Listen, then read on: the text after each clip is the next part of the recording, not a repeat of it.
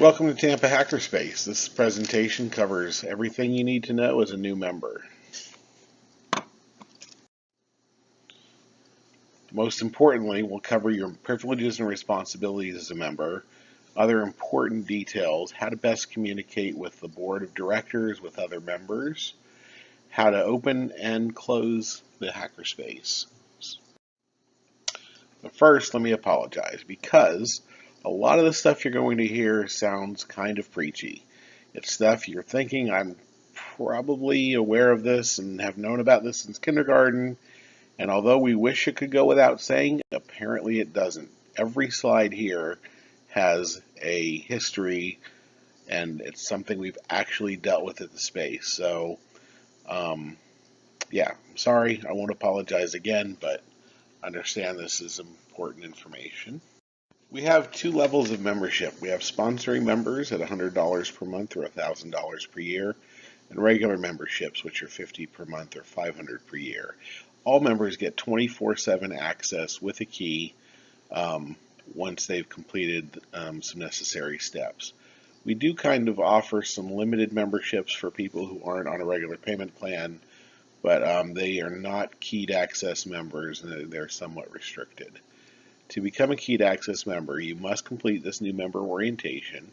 At the end of the orientation, there will be a link to a Google document with a quiz. You'll need to complete the quiz and score 100% on it to move on. It's important that you understand all these details because we're handing you keys to a facility with lots of expensive tools. It needs to be opened and secured properly, and for that, it's important to know the details. You do need to also complete your member application and the release forms, and we need a copy of your driver's license or state issued ID. Now please note on the member application we are asking for your social security number. We reserve the right to do background checks on members. We don't always do it, but in cases where we feel it's necessary, we do want to reserve that right, and so that's the only reason we use that information. These are some companies we've either done business with, have sponsored us. We use their products around the space. We like them for one reason or another. Just lots and lots of great stuff going on with these companies. They work well with us. We work well with them. So you'll see their stuff around, and if you are interested in learning and obtaining tools, a lot of these places are places where we'll go to shop for them. So Tampa Hackerspace is actually legally a nonprofit corporation in Florida, and our corporate name is Inspiration Labs, Inc., and our Tampa Hackerspace is a DBA. We didn't actually understand when we first set it up what our plans were, and we didn't know whether or not we would be opening one space, opening many spaces. We didn't have a good vision going forward initially, so we came up with a somewhat general name and then decided Tampa Hackerspace was a great identity. We also obtained a 501c3 tax exemption, so all donations that are made to Tampa Hackerspace are as tax deductible as donations to any other public charity. Check with your CPA if you're not sure if you can make tax deductible donations to anyone, but if you can, we can certainly accept them. Because we're a public charity, that means essentially that we get all of our funding from the memberships, the small amount of class revenue we get, and some grants and donations that we receive. We don't have a single benefactor or underwriter that provides any significant amount of funding, so by definition that makes us a public charity. Now it's very important when you sign the release form, there's a couple of statements I want to pay particular attention to. The first one, that this document includes a release of liability which releases Inspiration Labs and others related to it from liability for personal injuries and other losses resulting from the participants' use of the Inspiration Labs facilities and equipment. Please make sure to read carefully. And participant further acknowledges that I take complete responsibility to research, study, and practice proper safety prior to participating in any program. I further acknowledge that I am solely personally responsible for my own safety when participating in programs. So, in a nutshell, what this means is that although we offer safety and usage training for most of the tools in the space, there is no possible way we could ever address every way that you could hurt or maim yourself in our workshops. We have lots of tools that can be dangerous if misused or treated improperly, and it's important that although we cover the basics and trying to address the most important considerations, you need to make sure you go and learn what you need to learn to use our tools safely and use them wisely. Great example always comes to mind is a lawnmower company who gentleman decided he was going to trim his hedges. So he picks the lawnmower up, and of course, as soon as his fingers go around the body of the lawnmower, there goes his fingers. And I guess to this day, that lawnmower company's probably got a statement somewhere in their lawnmower that says, "Do not use to trim hedges." But I'm sure they could not have anticipated that until somebody actually decided to do that. So please know that you have to be responsible for your own safety and your own behavior.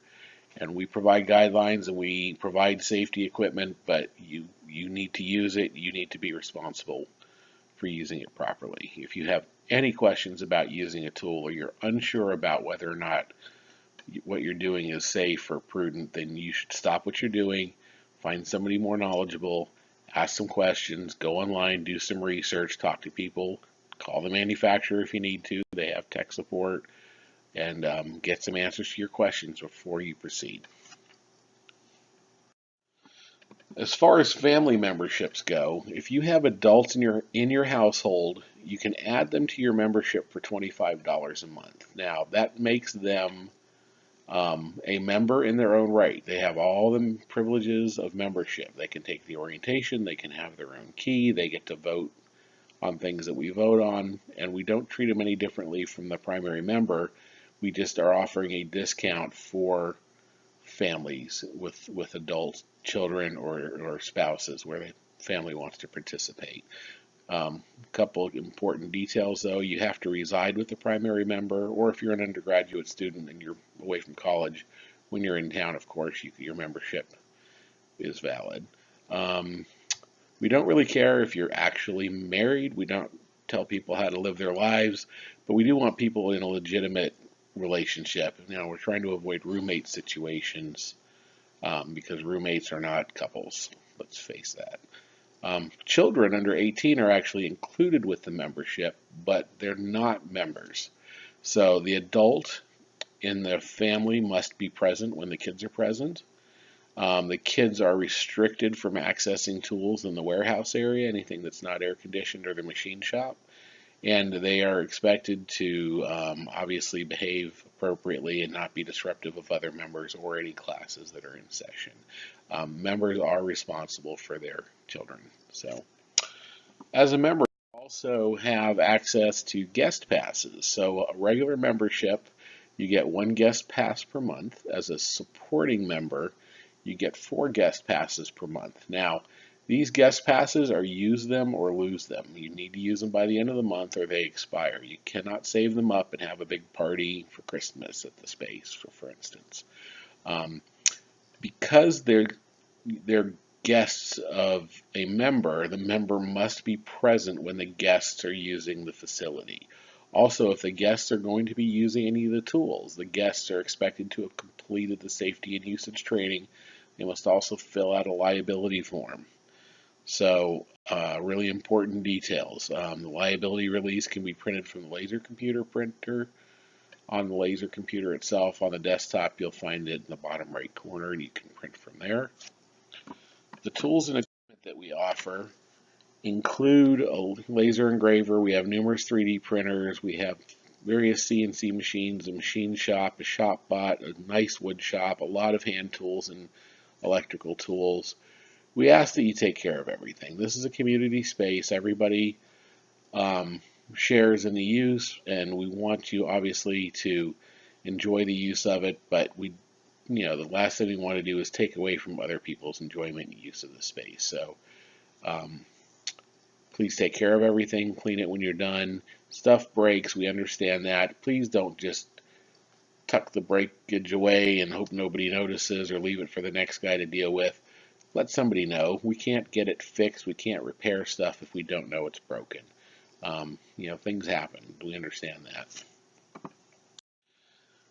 We have member storage available right now. We've given up the pallet space for supporting members, but supporting members do get a bin of storage included with their membership. Anyone else can rent a bin for $5 per month. It's payable annually on the Square marketplace page that we have for class payments and so forth. If you have a large project you need to store short term, you can do that as long as you clear it with a board member first, because space is very limited, so we want to make sure we're not overloading it and creating safety hazards and blocking exits and so forth. But temporary large project storage is available, but again, check with the board or a board member first to get somebody to approve it. So a lot of the stuff we get as donations is not just cash, but we also get a lot of hardware. Some hardware we can recover and repair, and if it's usable by us, that's great. If not, we'll donate it on to other charitable organizations like hospice. Anything else that's left over after that, we have teardowns. And after the teardowns are done, there's lots of interesting and useful parts we find. Motors and fans and just a number of different things. So what we've done is we started sorting those into our hackable bits area. So we have marked bins for each of these types of items. And as a member, you're welcome to help yourself to any of the hackable bits. They're part of your membership. All we ask is that you don't hoard stuff. You see this really great part. Oh my gosh, that's something I really use someday. And you grab it and stick it in with your stuff. That's hoarding. If you have a legitimate use for it, take it and use it with our blessings. But if you don't have an immediate use, please leave it for somebody else who might. Also, if you happen to see something particularly valuable, even with your intentions are good and the money will come back to the space, don't say, hey, this is worth $200 on eBay. Let me go sell it on eBay. And even if you're going to donate the money back, we would rather it be available for a member to use, and at a certain point when we decide that it's no longer worth keeping around, we can make the decision to sell it online to generate cash. If you find something particularly useful or valuable or something that saved you some money on a project, throw a few bucks in the jar as a thank you for the volunteers who took the time to tear these things down. They're fueled by pizza. Pizza's fueled by donations. As a member, we do love to get little donations for different things. You'll notice there's two different donation jars in the space. One's in the kitchen and one floats around in the main workroom. We use those donations to replenish snacks, sodas, any consumables around the space. We use the donation jar, and that's working well for us. It's been working good for about 3 years since we started. Pizza's powered by donations, as I already mentioned, but those donations are very, very important to us because they help us deal with all those little bitty expenses that would just overwhelm somebody trying to keep track and account for every dollar. So that we use those donations as a petty cash fund, essentially, but because it's not entered into our books directly, we're able to make things happen, get things done, and it doesn't require anybody to become the master of the pennies.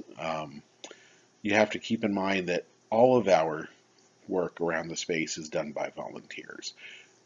Even the board of directors are all volunteers. We don't get paid to be on the board or to manage the space or do any of the things we do as the board. And when we're at the space, we'd like to work on our projects as much as the next person. So having to be there and dealing with micromanaging pennies or micromanaging volunteer hours or any of the dozens of other things that require or could require tracking, we just as soon use an honor system and ask people to do the right thing. And if you have a soda, throw your buck in the jar. And if you have some pizza, throw a couple of bucks in for your slice. And you use some filament, throw a buck in so we can buy new filament when we need to, and so on and so forth. If you happen to see we're running out of paper towels and you can bring some paper towels in, that's fantastic too. There's lots of ways that you can be excellent and help us be excellent. Number one is making sure you understand and adhere to the bylaws, rules, and the member agreement. We have those posted on our website. If you look on the website, you can find member documents, and it's a Google Drive folder full of all the important documentation. It tells you what your rights and privileges are, and it's all spelled out very, very clearly there. Treating everyone in the space with respect. Again, cleaning up after yourself is probably the number one thing. Um, if we could throw out all the rules and just say one thing, it would be never take any action that would take away from somebody else's enjoyment of the space. So anything that could fall under that, just keep that in mind as a guiding principle. Um, making positive contributions to the space. So we ask all members to provide 4 hours of volunteer time per month. Again, we're not tracking that because we don't have anybody as being all volunteers that wants to keep track of everybody's hours, and we do that on the honor system. But it's important to us because all the projects around the space get done by volunteers. And there's lots of ways to volunteer. We'll cover that in a little bit. Taking out the trash. We have trash pickup every Wednesday. Nobody's mom is working there as a custodian. We don't have hired custodians. It's up to us to clear the trash out. Trash can gets full. It's got stinky garbage. It's got food remnants. Please, when you see it's full, take it out, put a new bag in the can. For the tables in the main workroom, when you're done at the end of your time, before you leave, your table should be clean. You shouldn't have left behind Coke cans or scraps of wire or anything. The table should be completely cleared when you're done. Tools and materials should be put back where they belong. Everything has a place. Know where its place is, put it back where it came from. That way other people know where to go to find it. Lots of people come in looking for assistance, especially on open make nights. So on open make nights, or any night, if somebody's looking for help, and you can help them and you're able and willing to do so, please do.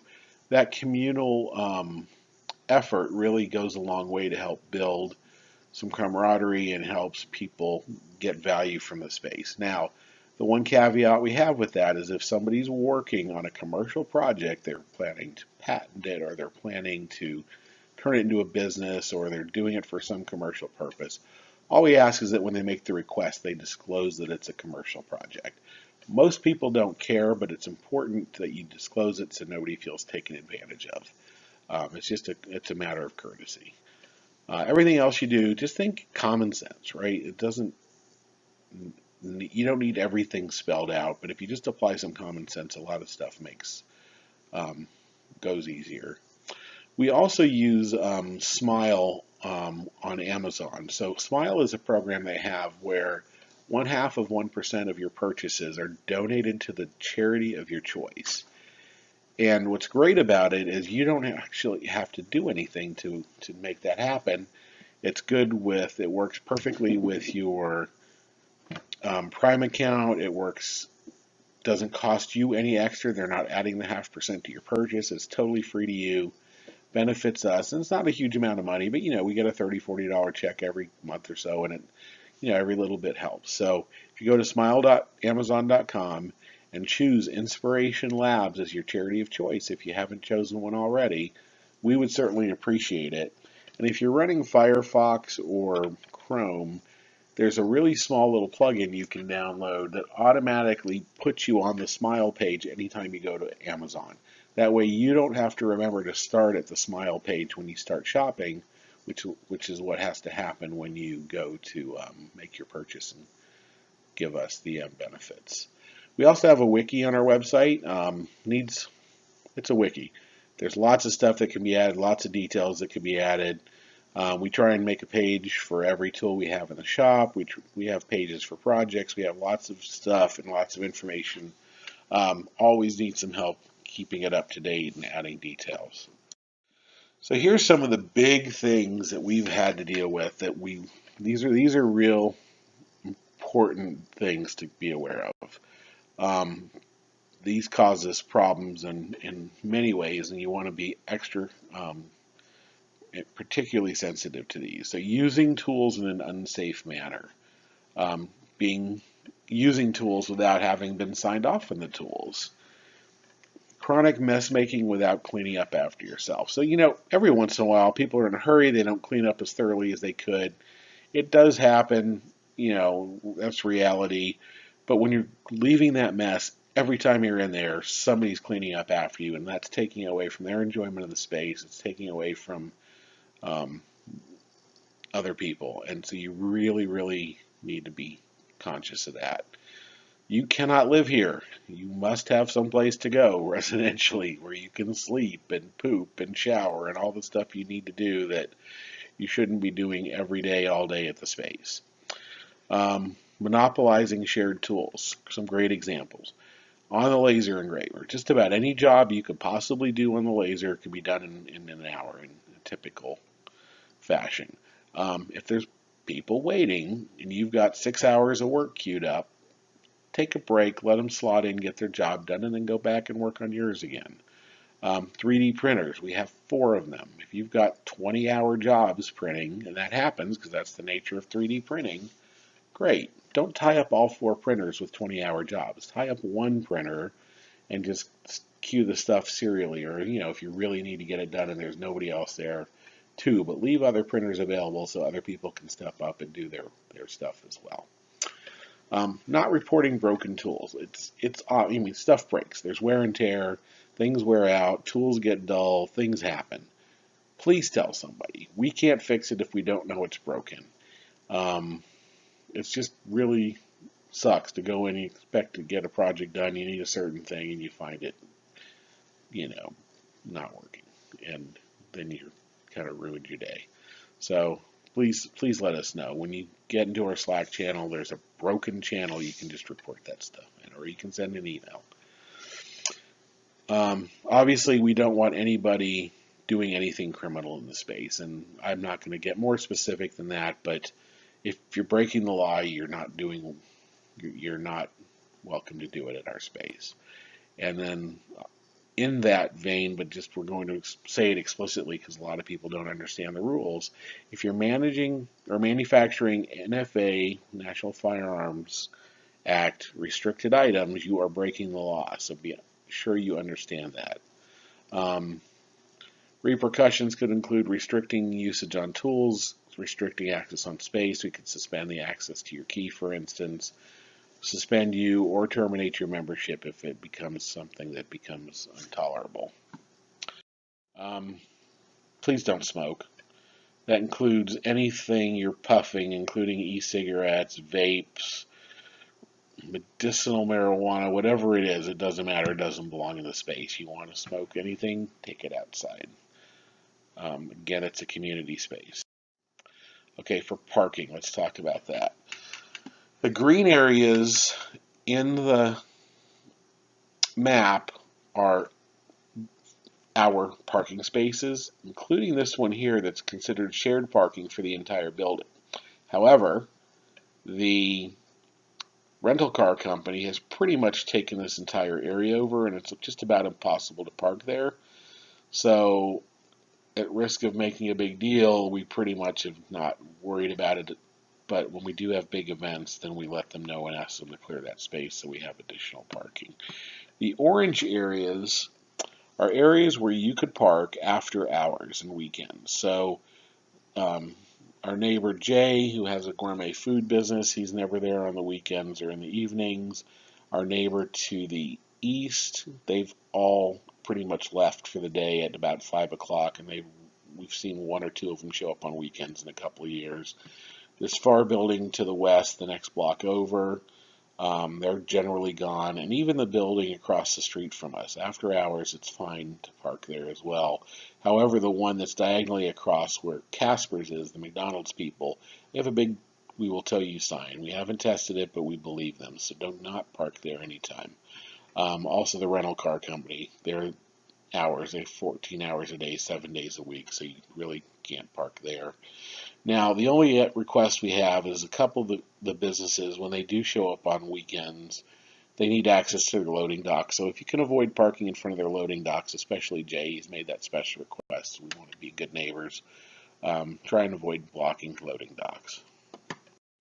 So for consumable stuff, again, remember, we're trying to do all of this through that donation jar. So like, for instance, with 3D printer filament, if you're just occasionally printing small things like, very irregularly, consider it a perk of membership. But if you're doing some moderate use, you're using the printer fairly regularly, not necessarily big jobs, but constant use, and throw a few bucks in the jar every once in a while. The filament's not expensive. It's $25 for $30 a spool. It's a kilogram per spool. Pick up a couple of 3D printed objects. You realize how light they are, but we do want to keep a variety of colors and choices available, so the donations help keep that going. If you're using it heavily, if you're printing your own 3D printer, or using it to print, significant amounts of prototypes, and you're going through and burning spools of filament, a 3D printer can print. If you're printing a 3D printer, you could be printing a kilogram and a half over a couple of weeks. Please throw enough money in the jar to either replace the spool or bring in a new spool. That's great too. Same with the laser cutter, the vacuum former, the CNC, the wood shop. All of that is bring your own materials. So with some of those tools, we have some scrap available. Next to the laser is a bin with scrap wood. And if you have a small project, you'll probably find a piece in there where you can carve out enough area to get your project done, and the scrap's freely available. Again, if you are so inclined, throw a buck in the jar to thank whoever left it. Same with refreshments and food. Throw $1 in for sodas. They're in the fridge on our system. We do pizzas on Tuesday nights, and it's work days and some special events. A couple of bucks a slice is about what it costs us, so we try to just break even on those. As long as we're able to continue replenishing this stuff from the donation jar, we're happy. Nobody's got to keep track and micromanage. For the drinks, if you don't like what we're stocking, instead of donating money to pay for drinks, bring in something you like. Just bring in a case of, whatever your favorite beverage is, and throw in the fridge and treat that as your donation. I'm sure other people would probably appreciate the variety. So, want to distinguish between reimbursable things and donations.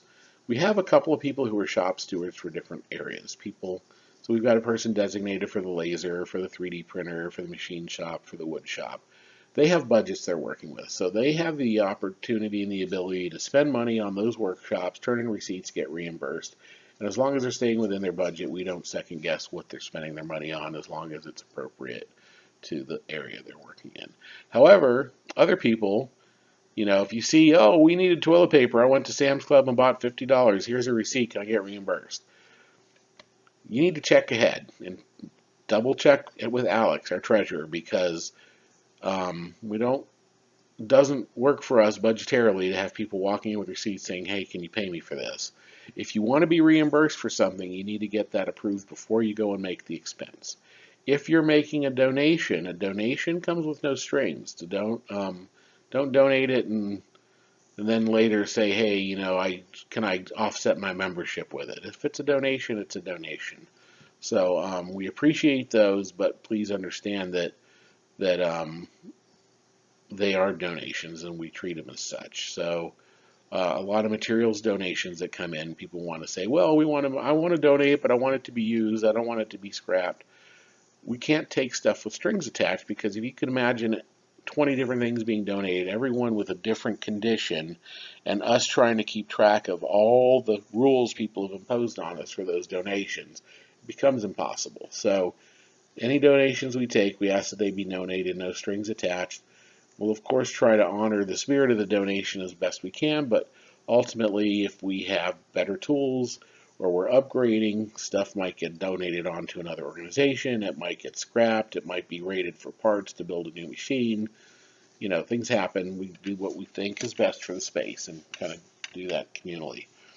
A couple of companies we work with give us discounts. So Tandy Leather Factory, they are on, the address is actually wrong. They've moved. They're just south of 301 and Adamo now. But they give us a discount. You just tell them you're a member of Tampa Hackerspace, and they ring us into the thing, and discounts happen. SparkFun and Adafruit, we have online ordering with them. So what we actually do is we set up a spreadsheet in the member documents area. Just add your stuff to that.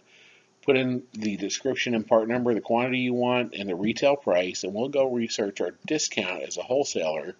And what we do is we split the difference with you. So if it's a $50 item and we can get it for you for $30, you'll be paying $40. So that gets us covering shipping charges and credit card charges and all the expenses, sales tax, all the stuff that we have to deal with for those items. But you still get a nice discount, so you end up paying less, and we do group orders pretty regularly with both of those companies. If there's something you need urgently, just don't just put your stuff and wait for somebody to notice it. Post in the Slack channel and say, hey, I'm trying to get an order together for SparkFun, and usually everybody will jump on it, and stuff gets done really quickly. Worst case, if there's stuff we need to order for classes, we'll fill the order with class materials so that we can get to our minimum order and get stuff done. But if somebody hasn't noticed that you've entered stuff after a day or two, just post something in Slack so that one of the board members can go in and do the wholesale pricing, and we can figure out what the costs are. Once we place the order, you can pay by check, you can do a PayPal transfer, or you can just hit our donation link. We do occasionally do group projects, so we've got a couple of group projects ongoing right now. We talk about them at our member meetings. If you want to put together your own group project, anybody can do that. So if you have an idea for a project, you'd like to get some other people to participate, you can announce it at our member meeting. We can actually put you on the agenda and give you some time on the floor. You can bring it up in Slack. You can pitch people one-on-one, whatever you think. Now, obviously, we don't want you being annoying about it, but if you talk to people and it's a great project, get a team together, that's awesome. We generally don't fund group projects, and there are exceptions. If the project's going to end up staying with the space, like the Power Wheels Racer or the pop-up escape room that we've been working on, those things will be taking to shows and showing people, and so the space is helping to fund those projects. But if you've got something that's a passion project for you, whoever you recruit, it's going to be up to the members of the group to fund your project, right? So you have to figure that out. The only reason you would need to talk to the board of directors to get permission to do a group project is we do have some materials that are reserved. So we've got some donated items or items we've acquired over time that are particularly unique or valuable. We want to make sure they go to a worthy endeavor. So if you want access to any of that, you need to clear that with the board member.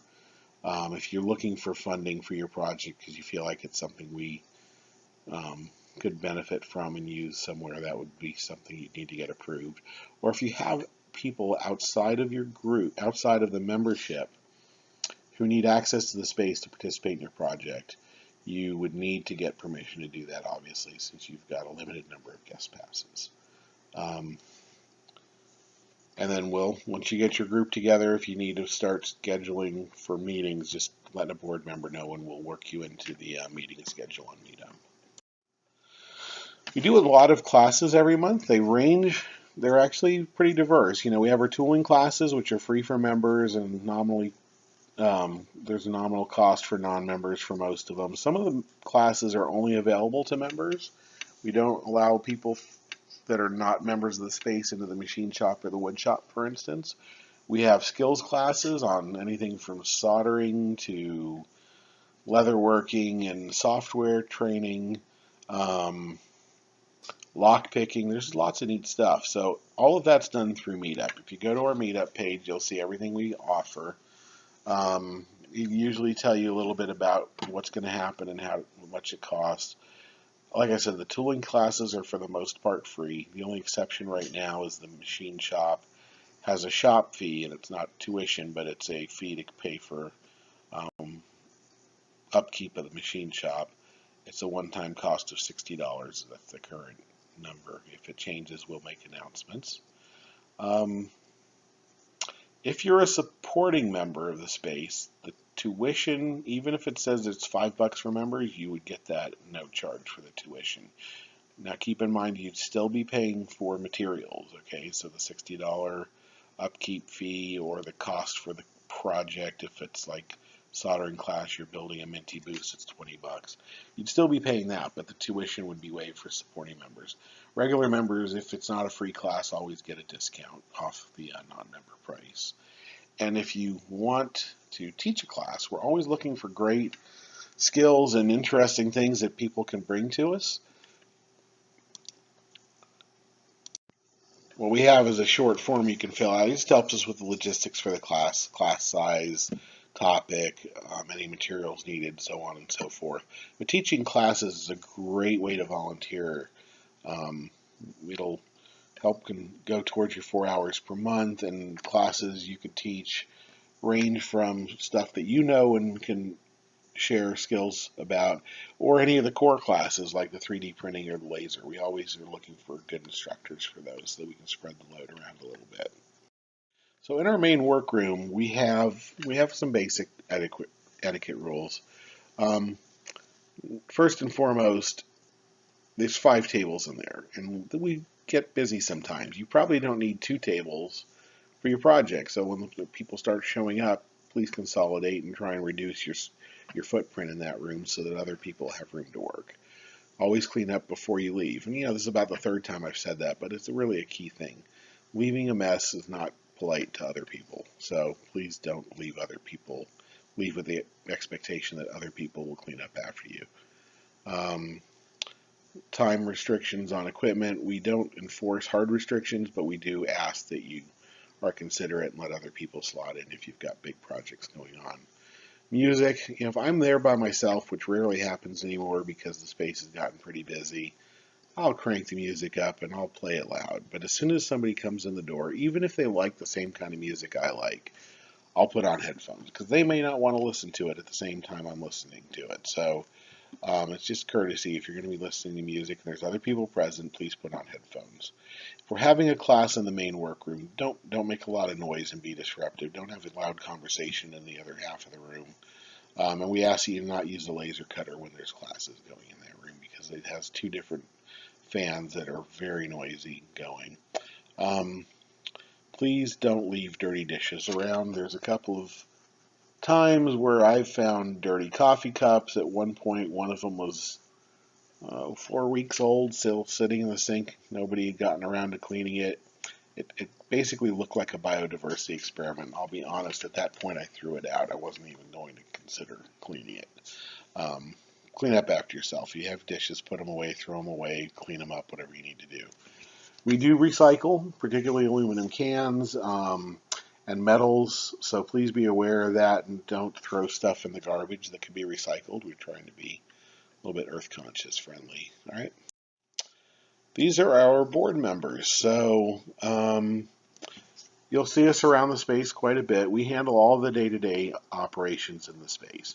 So any contracts like our lease or dealing with insurance or dealing with the county and the city or dealing with grants and paying the bills and scheduling stuff and all the day-to-day stuff like that that needs to be done are handled by one of us.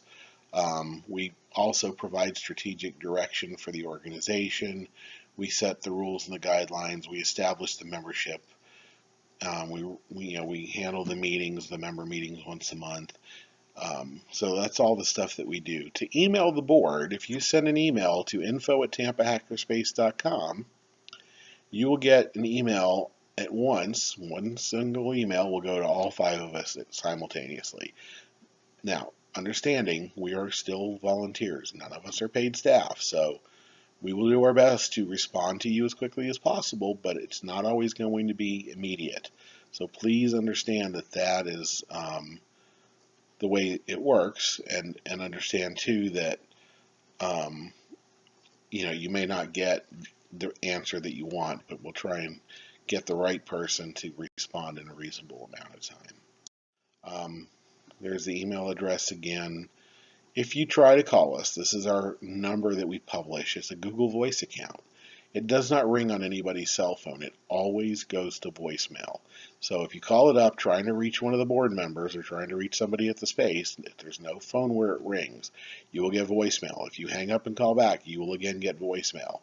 And the fun thing about it is, if you leave a voicemail message, Google does its best job to hilariously translate it into a text message, and then it emails us at info@tampahackerspace.com, where we get to try and decipher your message. So it takes longer because usually we can't read the message because it's hard to understand and it's not necessarily English. Or we can listen to the audio recording, which means we have to deal with that. info@tampahackerspace.com. It's quicker for you if you email us rather than leave us voicemail, just so you know. But we'll get the message either way. We also have a member-only Slack channel. So as soon as you pay your membership fee, you'll within a day get a membership invitation to our Slack channel. And once you're in the Slack channel, we have well, it's a Slack team, I guess, but you'll see channels set up for all the different workshops, a lot of the different projects, a lot of different interest group kind of stuff. You can jump into any of those. Once you're set up as a member, we'll also invite you into a private member channel that's only open to paid members of the space, and there's a hidden channel for that. But it's probably the number one way we communicate with each other.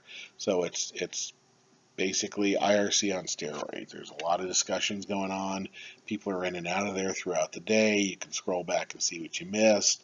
You can ask questions there. The broken channel is there if you find something broken or needing to be replaced, or we're running out of toilet paper and post in broken. Hey, we're running out of toilet paper, and people, stuff gets handled. But Slack is probably our go-to for most communication. So definitely recommend you get signed up on that as soon as you get the invite. And it's a good way to also kind of get a fit sense of who everybody is, because you'll see the kind of stuff they post, and you'll get to know people that way. When you're opening the space, we have three pieces to the security puzzle. So there's a keypad with a deadbolt. There is your key card that gets you through the door. And then if you're the first one in the space, there's an alarm system. So you'll need to unlock the door, badge in, and then turn off the alarm if you're the first one there. Okay? Here's the alarm code, 3145. We ask that you keep the air conditioning between 72 and 78 degrees when you're there. When you leave, please reset it to 76, okay? We have a couple of dehumidifiers around the space. If you can check around and see if they need to be emptied, because what happens is once the little bucket underneath them gets full, they quit running because there's a shut-off switch. So if you can check those when you get there, especially in the summer, that would be great. Now we're going to give you a more thorough walkthrough of the space as part of your orientation, but it won't be part of this. So we'll have one of the board members walk you around, show you where all the light switches are, and actually show you the how to unlock the door and everything, and give you the other codes. And at that point, you'll get your key card issued. When you're locking the space up, we keep this checklist on the back of the door as well. But just so you know what we're asking people to do, this is assuming you're the last person to leave. We want to make sure all the tools are unplugged. We don't like saws left plugged in. Somebody bumps the power switch, and next thing you know, the blades are spinning. We have two doors to the warehouse area that go to outside, the back and the front. Usually only open the back door for ventilation, but the rolling door up front can be shut and not locked. We want to make sure we check those. Anything with a heat source should not be running when there's nobody at the space. So soldering tools, the laser cutter, most of the 3D printers. The only exception is the one that doesn't have a heated bed plate, the Delta Maker. So that's the only one that can run unattended. We have a heat gun. Don't leave it plugged in. It can turn on and boom, there's a fire. It lasts out about 400 degrees.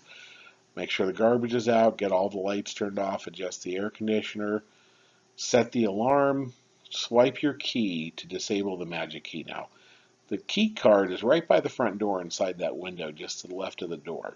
So we have this feature called a magic key. When you badge into the space, it unlocks the door for 5 seconds, and then you'll hear it click when it relocks the door. But we have this special key that any board member can use, And when you badge with the magic key and then a board member badges behind it, instead of relocking the door, it leaves the door unlocked. So we do this on open make nights, or if we're having a big class, or if we're having some public event, we don't want the front door locked so people can come and go easily. When you're leaving, if the magic key was set, it's going to stay set for an extended period of time, and it will not unset until anyone, doesn't matter who they are, badges on the alarm on the card reader. Anybody that badges will automatically unset the magic key. So that way, if the last person leaving isn't a board member, anybody can reset it and turn the magic key off, which locks the front door. So you want to make sure the magic key is not set. So just simply swipe your card. It's not necessary for security, for technical reasons, but it is a security thing to make sure that it's not left unlocked. Locking the deadbolt, which is just a single button press. And we don't have to worry about the municipal garbage can anymore because we've upgraded to a dumpster, so we've gotten rid of that task. I should alert everyone that we do have cameras around the space. They're recorded 24 hours. When there's stuff going on that somebody feels needs attention, then they may be monitored as well, so just be aware of that. We have two panic buttons around the space, plus the alarm panel can function as a panic button as well. So we'll point them out when we do the physical tour, but understand this about the panic buttons. They are silent alarms. You hold them for 3 seconds and the police will show up looking for trouble. They're assuming you're being robbed or held at gunpoint or something serious is going on. Okay, so you need to understand that nobody's going to call, nobody's going to check on you, the police will just show up. Okay, so they're serious. On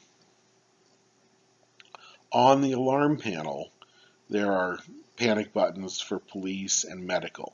If you're in the workshop and you gouge your arm and cut an artery and you hit the panic button, police will show up.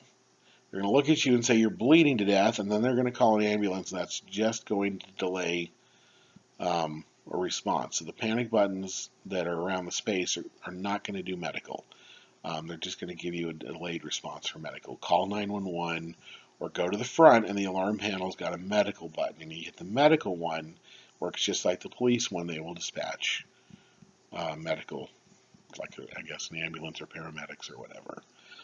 We've tested all the buttons. We haven't actually tested to see the response times, but we've tested them with the alarm company, and all the buttons are live and active, so don't think you need to test them or goof around with them. We have Wi-Fi in the space. The key's also written on the whiteboard in the top right corner, but it's here if you want to go ahead and jot it down or get your Wi-Fi set up on your laptop. So that's pretty much it for this presentation.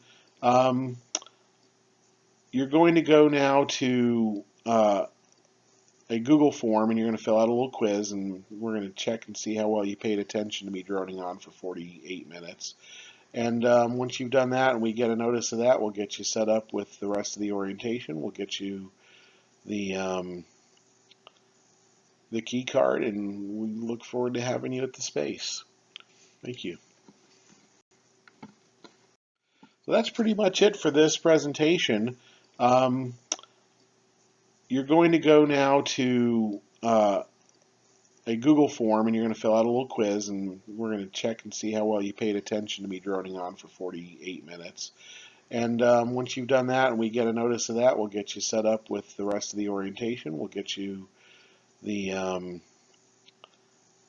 key card, and we look forward to having you at the space. Thank you.